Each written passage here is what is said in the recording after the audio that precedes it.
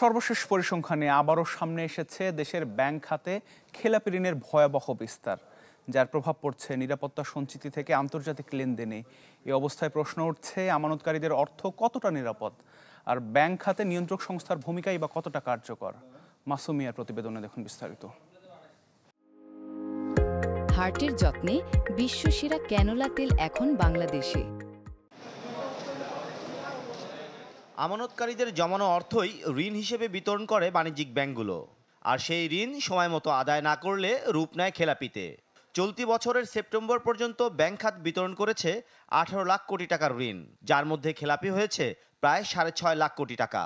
এদিকে গ্রাহকদের আমানত সুরক্ষায় যে নিরাপত্তা সঞ্চিতি রাখার কথা, সেখানে ঘাটতি দেখা গেছে 3.5 লাখ কোটি।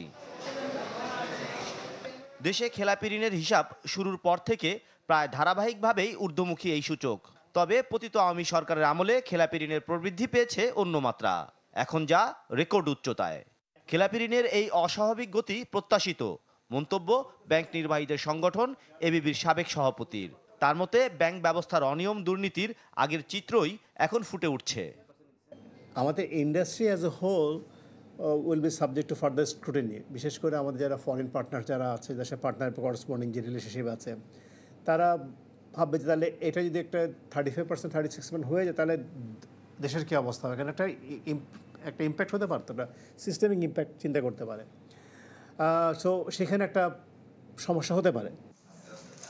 এদিকে আমানতকারীদের অর্থ সুরক্ষায় খেলাপি ঋণের বিপরীতে নিরাপত্তা সঞ্চিতি রাখার বাধ্যবাধকতা থাকলেও তা রাখতে পারছে না ব্যাংকগুলো।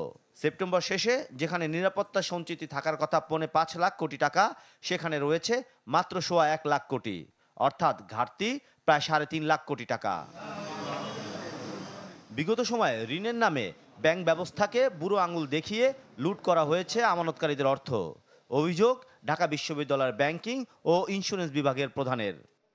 এই জনগণের প্রতিষ্ঠানকে থেকে জনগণের অর্থ যারা এখান থেকে তছরূপ করেছে এবং তাদের বিচার হবে না, এই বিচারহীন সংস্কৃতি আর কতদিন চলবে? যে বা যারা সংশ্লিষ্ট কর্তৃপক্ষ, তারা যত বড়ই হোক না কেন, যত শক্তিশালী হোক না কেন, তাদেরকে আইনের আওতায় নিয়ে আসা উচিত। অন্যদিকে খেলাপিদের বিরুদ্ধে কঠোর পদক্ষেপ না নিয়ে বরং নীতি সহায়তার নামে সুবিধা দিচ্ছে বাংলাদেশ ব্যাংক, রয়েছে এমন অভিযোগ। আর ব্যাংক লুটের সঙ্গে সংশ্লিষ্ট কোনো কর্মকর্তাও আজও আসেনি আইনের আওতায়। মাসুম মিয়া, চ্যানেল 24, ঢাকা।